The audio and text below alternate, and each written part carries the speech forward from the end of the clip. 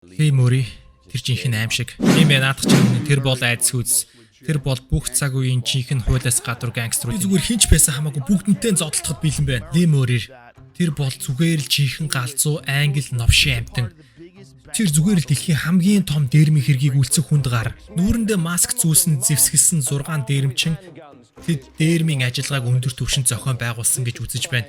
Энэ үйл ажиллагааг маш сайн төлөвлөсөн баргал наривчилсан цэргийн үйл ажиллагаа мэт. Цагдаагийн бүрэлдэхүүн бүхэлдээ улсын түгэнд хамгийн том банк дээрмцэн томоохон бүлгэмийг улс даяар ирэн сурвалжилж байна. Улааны спортын суперодууд гэмт хэрэгт холбогдож байсан тэр тусмаа бүх шоронгийн хаалга татаж байсан тухай хэдүүлээ ярилцаж байлуу. Баргал үгүй байх. What is he an example of? Is he a sort of an outlier, a pioneer? Тэгвэл энэ дугаар дээр гэмт хэрэгт холбогдож байсан мөн шоронгийн хаалга татаж байсан томоохон хэрэгүүдийн тухай авч үзье. Sport athlete not just of today, ever. There's no one like him. Conor McGregor. Зочдын хандлтаас хамаарч энэ дугаарыг цуврал болгоод явах хэсгээ хэдүүлээ дараа шийдье. Even among champions, he stands out. Conor McGregor. Ингээд та бүхэн шоронгийн хаалга татаж байсан хүнд гаруудын тухай дугаарыг хүлээж авах бэлэн үү? За тэгвэл эхлэе. I think I am the pound for pound number 1. This man, the notorious Conor McGregor. Дугаар 1 Ned Diaz. Улааны спортын чөлөөнт айгент Ned Diaz нь Борбон годомчонд хийсэн зодооноос болж Нев Орландогийн цагдаагийн газартаа асуудалтай болоод байна. Мөрдөгчд түүнийг гэрэн сурвалжилж байгаа ба тэрээр нэгэн этгээдийг бямб гарагийн шөнө 2 цагийн үед зодож бэртээсэн байна.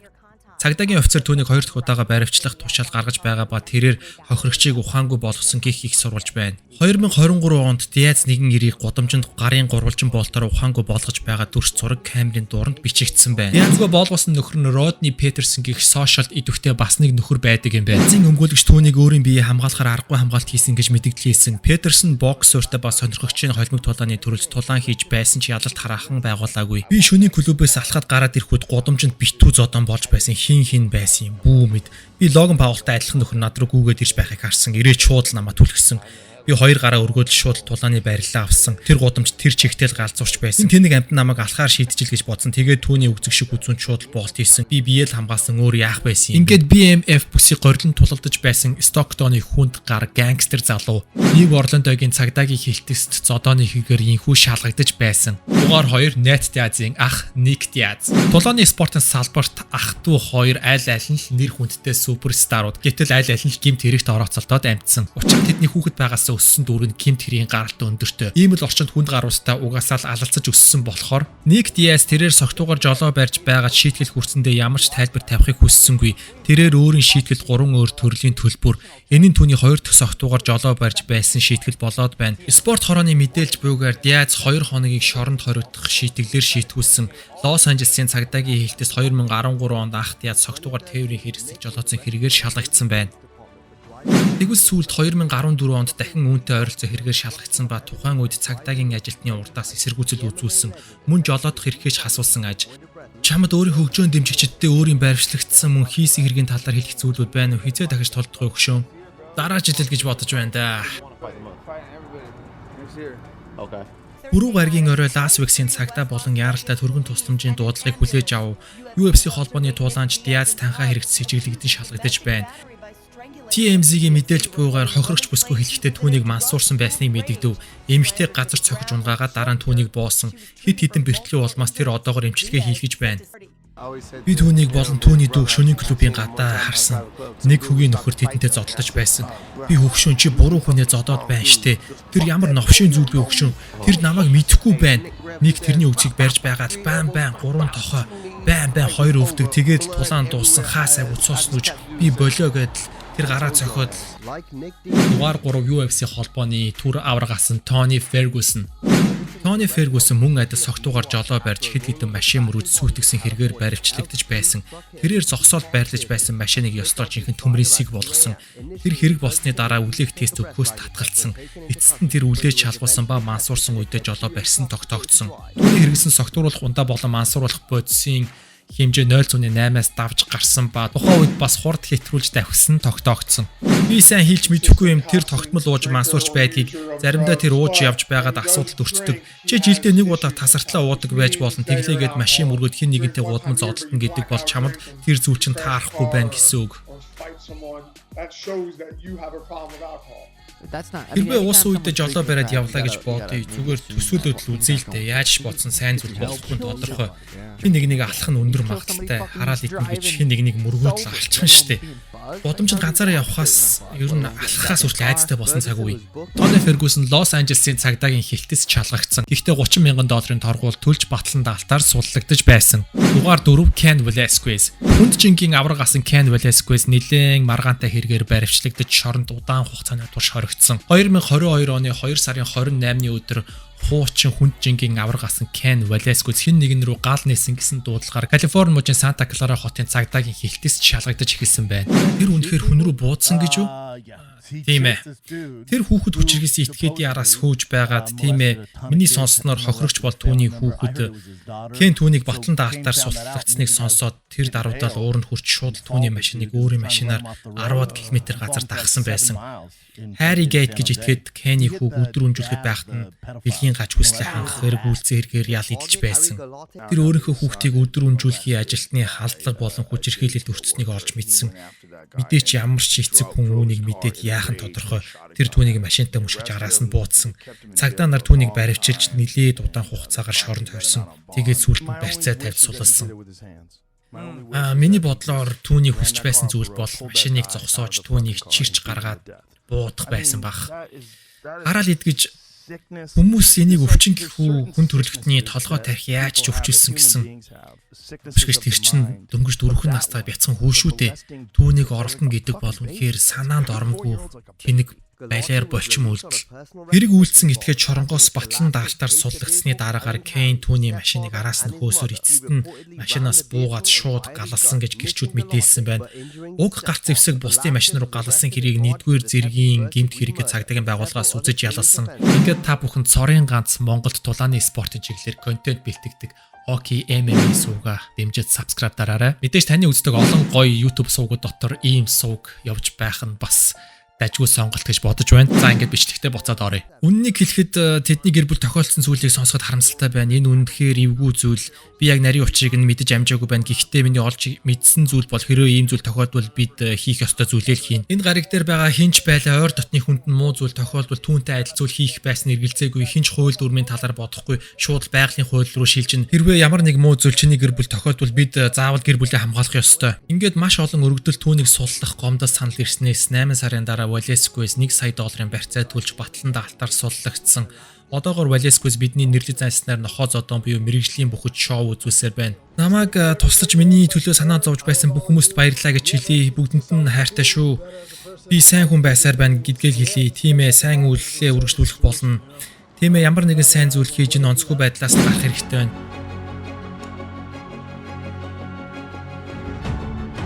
Энэ залуу 2019 оны 7 сард сексуал гэмт хэрэгээр баривчлагдсан байна. Учир нь цагдаа нар түүний утсан дээрээс баггүй хэмжээний зүү бус нүцгэн бүсгүүчүүдийн зургийг олж илрүүлсэн. Мөрдөн байцаагчдын олж илрүүлснээр насанд хүрээгүй охид руу холбогдож өөрийн нүцгэн зургуудыг илгээж байсан. Эхэндээ охид түүнийг блок хийдэг байсан ч ямар нэгэн сүрдүүлгээс болж тэдний холбоо үргэлжилж явандаа 2 дугаар суугийн яриа руу шилждэг байж. Бидний мэдэж занснаар олон нийтийн сүлжээтэй холбоотой гэмт хэрэг.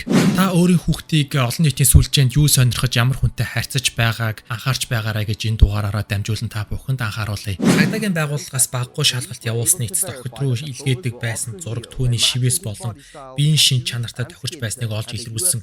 Ингээд UFC холбооны тулаанч залуу 18 нас хүрээгүй охидыг сүрдүүлж зүү бус харилцаа тогтоогыг завдаж байснаа хүлээн зөвшөөрсөн. Тэр насанд хүрээгүй охидыг садар самунд уруутаадсан хэрэгээр яллагдаж эхэлсэн ба 18 сарын хугацаанд шоронд хоригдох $100,000 торгуул болон 2 жилийн тэнсэн харгалзах ялаар шийтгэгдсэн байна. Сүүлийн 2 гинт хэрэг үйлдсэн UFC формер тулаанчин тухай олон жилийн өмнө би босон явдал дугаар оруулж байсан. Гэхдээ та бүхэн үзээгүй байж магадгүй, үзсэн ч байж магадгүй. Гэхдээ энэ хоёрын үйлдсэн гинт хэрэг үнэхээр ноцтой хэрэг учраас энэ жигсаалтанда ингэж оруулахар шийдлээ. Ингээд бичлэгийн хамтдаа үргэлжлүүлцгээе.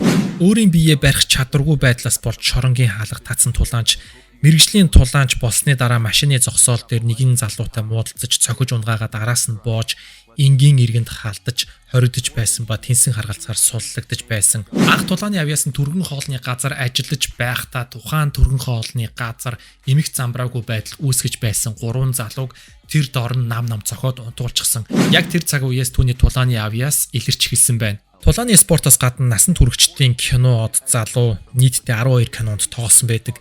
Ингээд амьдрал үргэлжилж явсаар мөн насан туршидтын кинод бүсгүүтэй танилцж, уулзаж эхэлсэн. Хэсэг хугацааны дараа War Machine-ийн сэтгцийн байдлаас болж хосын харилцаа хоёр тийш болж хөндөрсөн ба удаагүй найз бүсгүй нь өөр залуутай болцож эхэлсэн сэтгцийн эмэгтэй тулаанч залуугийн гимт хэрэгээ үлдэх гол шалтгаан болсон. Хуучин найз бүсгүй Кристи шинэ найз залуутайгаа гэртээ байхад нь War Machine гэрт нь шууд дайрч ороод түүний шинэ найз залууг маш хэрцгийгээр зодож бараг л үхлүүт болгосон. Мэргэжлийн тулаанч хүн энгийн хүнийг зодно гэдэг бол зүгээр л аюултай. Найз залууг нь үхлүүт болцсны дараа хэрвээ цагдаад мэдэгдвэл шууд газар дээр чинь алан шүү гэж сүрдүүлсээр байгаад түүнийг суллаад явуулсан. Түүнийг явсны дараа X бүсгүүнхээ гар утаснаас шинэ найз залуу руу хоёлаа ингээд салъя. Би ингээд хуучин найз залуутайгаа эвлэрсэн гэсэн утга бүхий мессежийг илгээсэн. Ингээд 2 цагийн турш хуучин найз бүсгүйгээ зодож хүчирхийлж хутгаар сичиж тамсны эцэст найз бүсгүй азар тухайн хэргийн газраас зүхтаа чадсан ингээд цагдаад мэдэгдсэн. Түрүү Кристин азар зүхтаж чадаагүй бол түүнийг хороохоор шийтчихсэн байсан гэдэгт тэр 100% итгэлтэй байдаг. Ингээд гэмт хэрэг үйлдсэн залуу маань 36 жил шоронд хоригдох ял мөн 36 жилийн дараа тэнцэн харгалцгаар суллагдаж болно гэсэн шүүхэн шийдвэрийн дагуу шоронгийн хаалга татсан байна.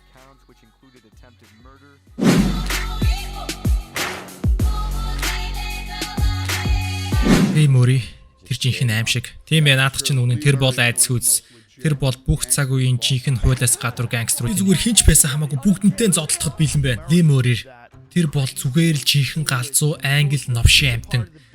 Тэр зүгээр л дэлхийн хамгийн том дээрмийн хэргийг үйлцэх хүнд гар. Нүүрэндээ маск зүүсэн зэвсгэлсэн 6 дээрмчин тэд дээрмийн ажиллагааг өндөр түвшинд зохион байгуулсан гэж үзэж байна.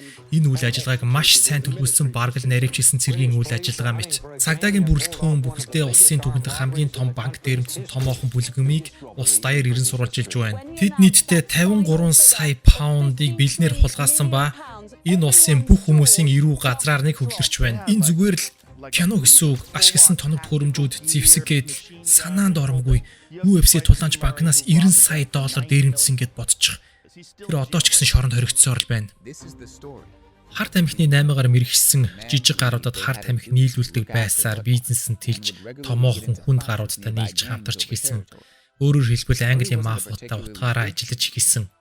Гэхдээ тэрээр жижиг харт амх борлуулдаг цэгүүдэд хайсангүй өөрийн багын найзтай хариуцуулж үлдээсэн байдаг. Маш гүйлгээ ухаантай багийн хэдий харт амхны хэргийн гол нууц ноёдон байсан ч боловсрал эзэмших ёстой гэдгийг мэдэж давхар коллежид суралцдаг байсан. 2-3 удаа харт амхны хэрэгээр шоронгийн хаалга татсан тэрээр бүлэг зодооны хэрэгт оролцох болгондоо дандаа ялалт байгуулдаг байсан. Түүнийг тулааны спортод супер эвсэлтийг илтгэж байгаа нь энэ юм. Хэд хэдэн удаа харт амхны хэрэгээр шоронгийн хаалга татсны дараа за ер нь ингээд явах юм бол ер нь л насаараа шоронд татах юм байна гэд дараагийн бизнес болох холимог тулаан руу хөл тавьсан. Тулааны спортод ороод супер амжилт үзүүлсэн ба 12 тулаан хийж үүнээс 8-д нь ялалт байгуулсан. Бүх ялалтууд нь хугацаанаас өмнө дууссан жинхэнэ хүнд гартан. Гэтэл нэгэн бүсгүн төрсөн өдөр дээр мань хүн очоод согтоод жоохон хуучин авир нийлрэх гээд эвгүй авир гаргаж байх үед нэг нөхөр гарч ирээд түүнийг хутгалсан. Энэ хутганы шархнаас болж тулааны карьер нь бүр мөсөн дууссан. Ингээд тулааны бизнесээс аргагүй ирхэн зодог тайсан Ли мөнгө олохын тулд Английн томоохон банкуудын нэгийг дээрэмдэх төлөвлөгөө гаргаж өөртөөгөө адилхан амар аргаар мөнгө олох гэсэн 5 багийг цуглуулж банкны менежерийг барьцаалсан. Мөн менежерийн эхнэр хүүхэд хоёрыг барьцаалж байгаад бүх мэдээллийг авч банк руу нарийн төлөвлөгөөний дагуу нэвтэрсэн. Тухайн банкнд байсан бүх хүмүүсийг барьцаалж байгаад одоогийн ханшаар 90 сая орчим долларыг бэлнээр дээрэмдсэн. Тухайн дээрмийн ажил үнэн төгс болсон барьцаалагчд болон дээрэм хийсэн 6 нөхрөөс хинэнч бэртэл аваагүй. Бүлгэмгийн бүх гишүүд баригдсан байхад Ли Мөри ганцаараа хийлд аваад зүхтаачихсан. Мороккод очоод өөрийн бүхэл бүтэн хаан тусыг байгуулчихсан. Үр болоогүй харт амхны асар том сүлжээг байгуулчихсан байсан. Ингээд Мороккогийн шоронд хоригдож байгаад Англи улсын шорон руу шилжсэн 10 жилийн хорих ял аваад ялаа идэлж байхдаа мань хүн шоронгоос орох төлөвлөгөө боловсруулж орохоос ганцхан хоногийн өмнө баригдсан. Нэг жилийн явцад хөрөөний өөдс олсон ба цонхны төмрийг хөрөөдөж оргох гэж байсан. Жижигхэн цонхоор оргохын тулд жингээ хасч байсан. Үүнээс болж түүний ял маш олон жилээр дахиад нэмэгдсэн. Жинхэнэ кино шиг амьдралд давж гарсан ийм залуу одоо хүртэл шоронд хоригдсоор л байна. Ингээ та бүхэн Монголдо цорын ганц байдаг тулааны спортын талаар контент бэлтгэдэг суугтаа subscribe дарж нэгтгээ битгий мартаарай. Энэ сууг хөгжих Монголд тулааны спорт хөгжихтэй бас холбоотой гэдгийг та бүхэн бодож үзээрэй. Тийм сууг маань саяхан 50,000 subscribe хүрсэн. Суугаа тогтмол дэмжиж үздэг үзэгч та бүхэндээ маш их баярлалаа гэдгийг хэлье. Та нарын үзэлт болон оруулж байгаа санал үзхийг хүсэж байгаа дугаараас хамаарч энэ сууг супер хөгжиж байгаа гэдгийг та бүхэн үргэлж санаж яваарай. Ингээд дараагийн галзуу дугаараар иргэн уулзлаа. Түр бай. Та бүхэн сайхан амраарай. Бай. There's no way that you make it. And maybe you can fake it, but you're never gonna make it. Aren't you just gonna take that? Make them take it all back. Don't tell me you